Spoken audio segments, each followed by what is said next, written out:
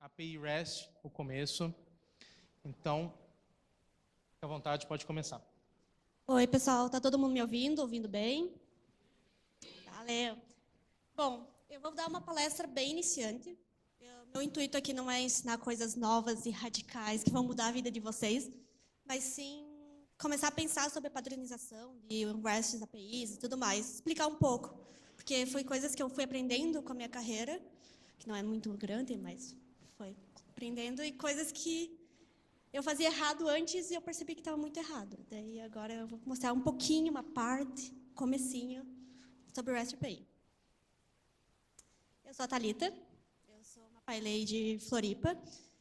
Eu sou evangelizadora Python Floripa, evangelizadora Python e evangelizadora Floripa. Se por acaso vocês me conhecem, eu nunca tentei levar vocês para Floripa, eu não gosto de vocês.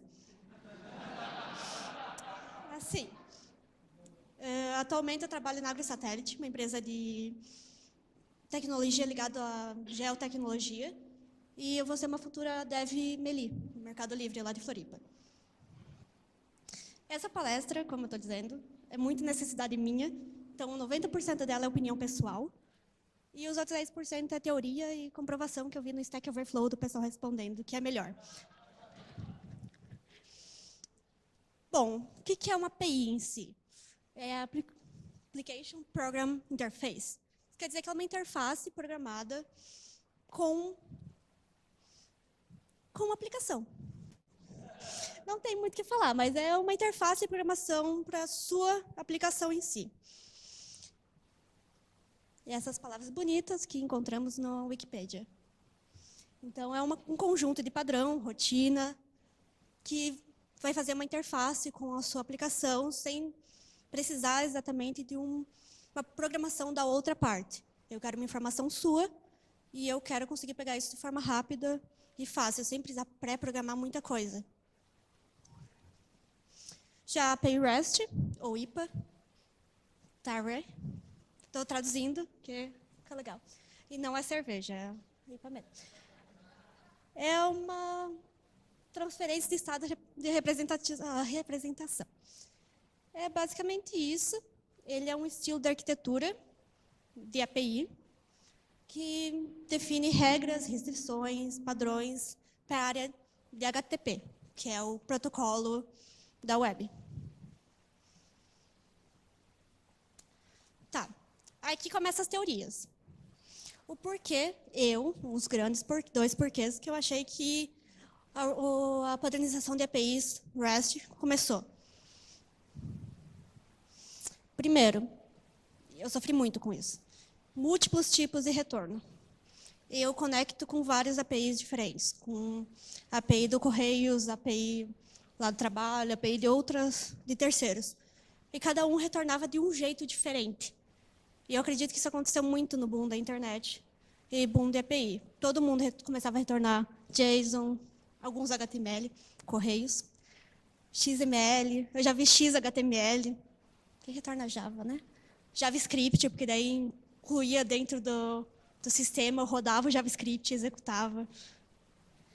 Então, acho que foi por isso que começou. E também um motivo mais atual, que é múltiplas plataformas de acesso. Então, muita gente acessando de vários tipos diferentes, então você precisa de um padrão. Do mesmo jeito que você quer acessar na web, você quer acessar no mobile, você quer acessar de outros servidores. Tá, como vão ser as URLs, a URI, que eu devo acessar? O que o REST fala sobre isso? Eu tenho um pilar, Gabriel trabalha comigo, ele sabe, meu pilar principal é semântica. Eu odeio ver API que não faz sentido. Com palavra trocada, ordem diferente. Não faz sentido. Eu quero ler a URL e saber o que está trazendo para mim. Ou o que ela vai fazer se eu enviar alguma coisa para ela. Então, primeiro ponto central dentro da API REST, para mim, opinião pessoal, 90%, é a semântica. Daí a gente começa com muitas coisas. Versionamento. Versionamento dentro de uma API é muito importante. Porque o padrão REST, padrão de APIs web, ele vem com o seguinte fato. Se não tem versão, A versão que sempre está no ar é a mais recente. Se é a mais recente, normalmente não é estável, porque ela pode mudar. Então, se um dia você conectar na mais recente agora, ela tem um padrão de resposta. No outro mês, ela pode mudar e virar um padrão Facebook da vida, que você não vai entender, você só vai aceitar. Então, primeira coisa, tentar sempre versionar APIs. Como fazer isso? Inúmeras técnicas que eu não vou ensinar. Google, por favor, porque já tenho 30 slides, é muita coisa. Então, sempre padronizem isso. Daí tem padrões de collections ou resources, não sei o que vocês preferem chamar, ou documentos. Tá, eu vou colocar isso nos próximos 5 slides, tem essa anotação embaixo. Todo padrão adotado, por favor, adote no projeto todo. Então, se tiver em plural, se tiver com hífen, lowercase, toda API, por favor, coloquem tudo no mesmo padrão. Porque vai começar a complicar. Se eu quero pegar usuários, eu vou pensar, é barra usuários, mas outro lugar tem um hífen com underscore, com camel case, não vai ficar legal. Então, aqui tem os 3 principais de collection para dividir em si. Sempre opte por plural ou singular. Um dos dois. Eu vejo muita API em singular. Não gosto muito. Mas se está lá, está tudo bem. Mas eu prefiro, particularmente, estar tudo em plural. Se vocês quiserem vir com uma teoria e mudar minha mente, eu estou aceitando também. Hífen, isso é uma regra não, uma padronização já bem aceita. Com o hífen, para dividir palavras compostas. Então, fale conosco. É uma API de artigos, então o nome do artigo está todo com hífen, não com underscore. Porque, quando eu vou digitar essa URL, eu não preciso usar o shift ou o ctrl. Então, eu não uso uma tecla a mais do que eu deveria. O hífen ele já está no teclado. Então, já virou um padrão isso. Tem até um Stack Overflow disso. Bem legal, recomendo. Jogue no Google. Hífen, não sei se é hífen em inglês, mas hífen, underscore, camel case. Qual é o melhor? Tem uma resposta bem interessante. Lowercase ou camel case? Camel case não, gente. É muito triste. É tipo colocar acento em palavra. É tipo colocar usuário com acento. Não é legal. Vai virar uns negócios loucos. E dependendo do navegador, não funciona muito bem. Ele diminui tudo, tu vai perder a sua API. Então, não é muito bom. Então, sempre juntinho. Temos padrões e filters. Quando eu falo filter, não quer dizer uma query, algo assim. Não vou falar sobre isso. Mas tem aqui embaixo também. Mas filtro, eu quero pegar um usuário em questão e tal. Tem padrões por URL, que são o barreamento que a gente cria.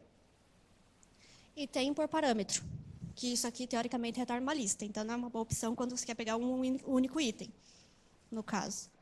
Então, normalmente, essa aqui com filtros assim, com parâmetro, é melhor se usar como um retorno de lista. Não expliquei muito bem, né? Tudo bem. Vamos lá. Temos 2 padrões de filters dentro de uma API. Uma, normalmente, que a gente usa para pegar o detail daquele usuário, eu quero pegar um usuário, a gente usa por roteamento, /ID do usuário. Mas a gente também pode querer pegar pelo name, posso colocar um roteamento pelo name, ele retornar um usuário com aquele name. Mas aí você tem que padronizar os names e tudo mais, aí já é questão sua. E também tem os filtros de carry, quando eu quero fazer a minha API ficar dinâmica e eu não precisar criar várias APIs. Tipo, eu criar uma rota só conseguindo filtrar pelo name, uma só pelo ID, tudo mais, para não ficar muito composta, assim, muitas coisas, a gente cria esse filter padrão.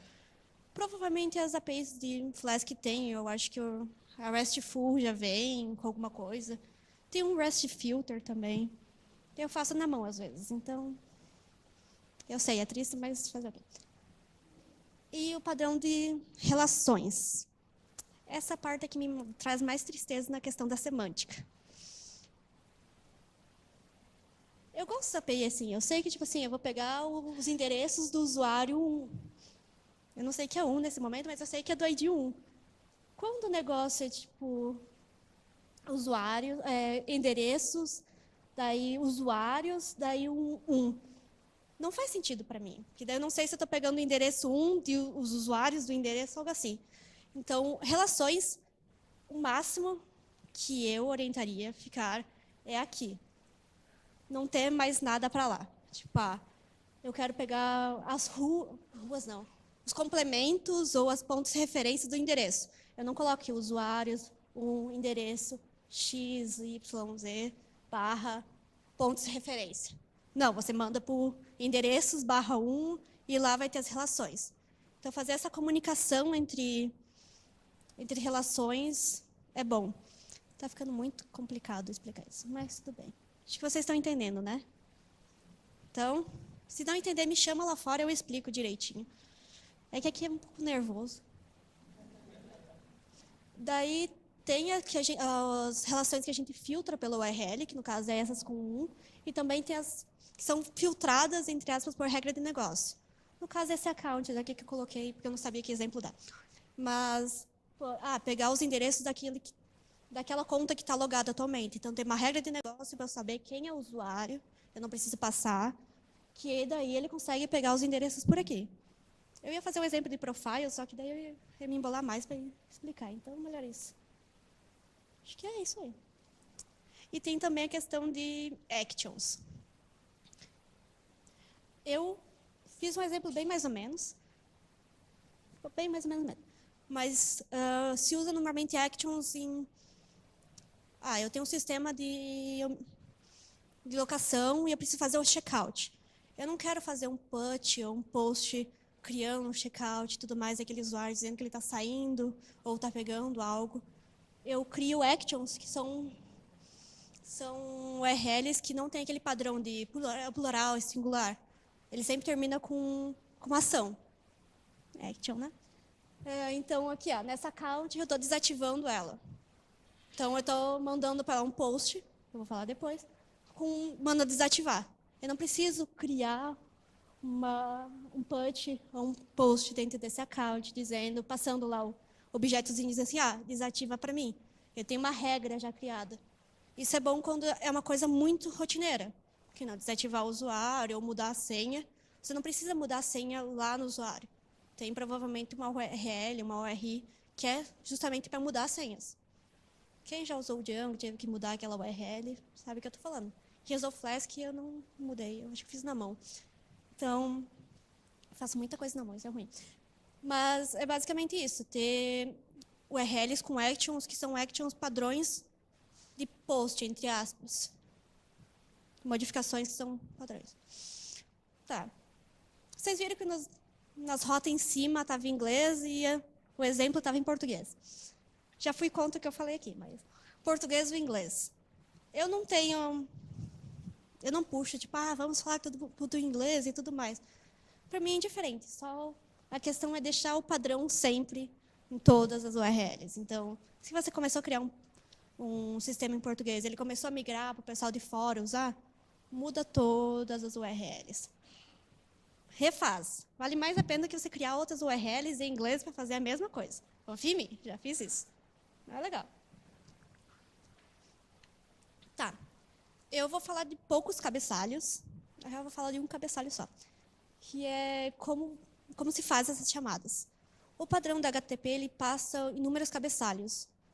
E que você vai usando conforme você vai aprendendo REST. Questão de cache, questão de accepts e tudo mais. Eu vou falar sobre como se comunicar mesmo. Então, para nós, para eu conversar com vocês, é mais fácil só mostrar os padrões de chamadas. Que são get, post, put, path, delete, read e options. O get, basicamente, ele vai recuperar um ou vários daquela collection que está na URL, porque vocês fizeram uma URL semântica, vocês sabem o que vai fazer, né? O post, ele vai criar um novo recurso daquilo. O put, ele vai criar ou editar. Não gosto de usar put para criar ou editar. Ou você cria ou você edita. Para mim fica muito confuso. Mas se vocês fizerem tudo bem, já peguei as APIs assim, eu sei lidar. Só não gosto. O patch é quando eu quero editar um usuário, no caso, e eu não quero editar tudo do usuário, eu quero editar só o e-mail. Daí o patch ele aceita só o e-mail. No caso do post e do put, ele tem que aceitar todos os campos obrigatórios, no mínimo. Já o patch ele aceita o que vier. O delete é para deletar, né? O head é para conseguir pegar... Isso é um pouco sério. Mas para conseguir pegar todos os cabeçalhos daquela URL, para ver o que se precisa quando você vai fazer algum get, algo assim.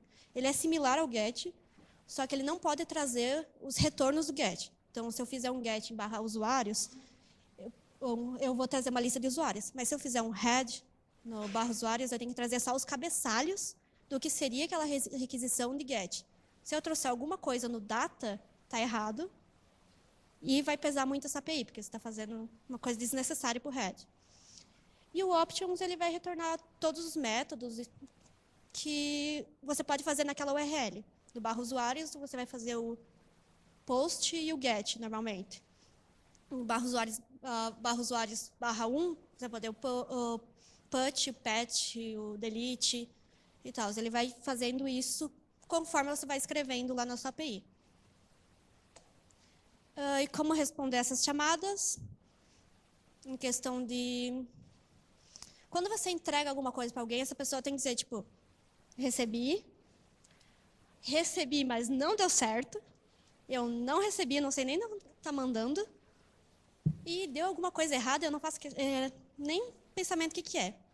No caso é o 500 aqui, nunca tive isso na minha vida, então não vou dar esse exemplo. Já tive, mas é mais triste de lidar e explicar, então é melhor não, né? Olha, os códigos HTTPs que eu mais utilizei na minha vida foram esses. Que é o 200 para dar OK. Quando tu vai lá no /usuários, tu recebe a lista de usuários e diz, tá aí a lista, te entreguei, tá tudo certo. O 201 é quando se cria. Então, tu dá um post ou um put. Quando o put ele criou um usuário e não editou, ele vai retornar um 201, dizendo, ó, criei isso aqui. E o post ele sempre tem que retornar um 201 se não tiver algo errado. O 401 é quando tu precisa de autenticação para fazer aquilo. Então, para criar um usuário admin, você precisa ser um admin. Não, no caso, isso é forbidding, esquece. Para você criar um usuário, você precisa estar logado. O forbidding é quando está autenticado, você está logado, só que você não tem permissão para aquilo. Como, por exemplo, eu falei antes, quando você é um usuário, quer criar um usuário admin. Você só pode criar um usuário admin se você for outro admin. Redundante, mas é isso aí. 404 é not found. Adoro as páginas. Se você jogar no Google, vai ter páginas incríveis de not found. Se vocês criarem um dia uma página 404. E 405 é quando o método não existe. Por exemplo, eu tenho uma API, as APIs lá de Action. Provavelmente você só vai fazer post nela. Então, o get e tudo mais não vai existir. Então, quando você mandar para a API, dizendo assim, me dá o get dessa action, ele vai dizer, sim, esse método aqui não foi criado, não existe aqui para mim. E o 422 é quando, no caso, como eu falei, quando você envia a entidade para dar o post e tudo mais, e você não envia todos os campos. Normalmente, ele retorna, tipo assim, eu consegui pegar essa requisição, está tudo certo, não deu erro no servidor, não quebrou tudo, só que a requisição que você passou está errada, falta campos. Daí, se vocês quiserem buscar mais, eu adoro essa página aqui. Ele é ótimo para vocês entenderem os códigos. Tem uma de gato, para quem prefere gato.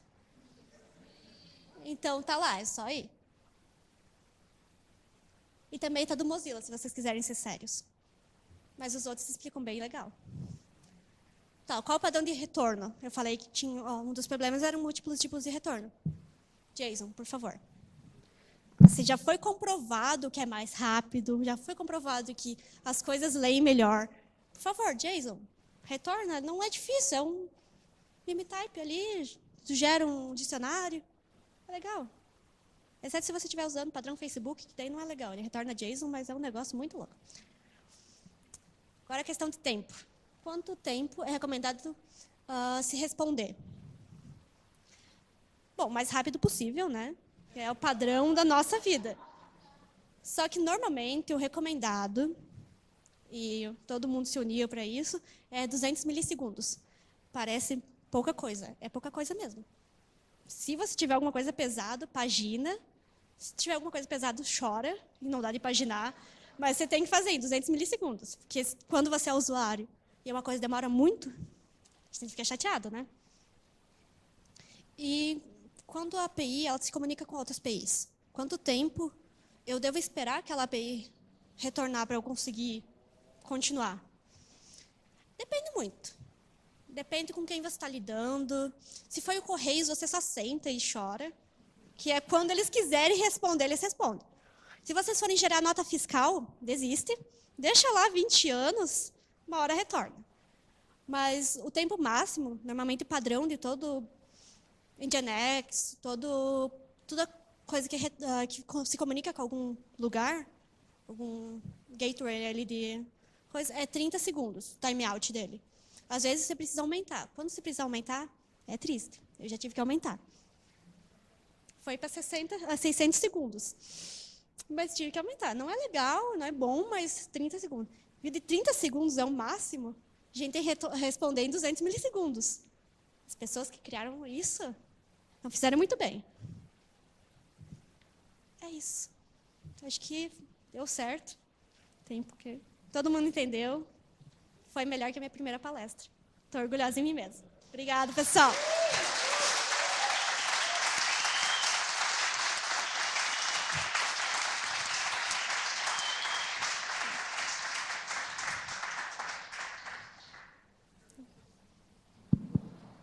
Perguntas? Alguém tem pergunta? Tá tudo certo, expliquei direitinho. Depois vocês vão me chamar no cantinho e dizer que eu falei merda. Não? Tá tudo bem, então. Ninguém tem perguntas? Não? Ótimo, ótimo, sim. Então, obrigado, Thalita. Tchau, tchau. Me segue no Twitter, eu sou bem legal. Ah, tem uma pergunta. Pode ir, Julgão. Pode ir? Sim. Oi? Oi. Bom? Tudo. Então, eu vou ser um pouco polêmico aqui, né? Tava conversando com o Samuca, não né? vem falar de Java. Não, Java não. Java não. Aí é demais, né? Mas é uma outra polêmica aí bastante que eu queria falar do XML, né? Porque, por exemplo, ontem a gente estava conversando com o pessoal da Cielo, né? Eles estavam falando que, os formatos complexos, representação de parágrafos, data types, né? O JSON ele ainda carece um pouco nisso aí, né? Queria que você falasse um pouco disso, desses formatos complexos e interface com o governo. A maioria é tanto SOA ou XML aí também. Às vezes a gente precisa fazer, né? Algo, devolver algo mais complexo, assim, né? De formatação e tudo mais. Sim. Valeu. O XML, pelas minhas experiências, quem mais utiliza é o governo ou coisas que lidam com muito usuário ou coisa que tem muito processamento para gerar aquilo. Porque os cabeçalhos do XML são bons de entender. Não que o JSON não seja bom de entender. É bom de entender para nós, para o JavaScript. É mais rápido de entender. Mas para um usuário, às vezes, é bem mais rápido abrir uma tag autor e fechar uma tag autor. Ele vai entender, esse é um autor. Ele vai entender isso com 2 pontos? Vai, mas ele não quer. Até porque o XML, por padrão, normalmente é o beautiful em URLs. Então, o pessoal já entende melhor. Já o JavaScript o JavaScript não, o JSON é uma linha. Então, você tem que ativar o beautiful do seu navegador para isso. São outras coisas de outras palestras, mas vamos lá. XML. Não tenho tanta... Não gosto muito, não faria uma API XML. Mas existe. E a gente tem que aprender a lidar. Principalmente se a gente lida com o governo.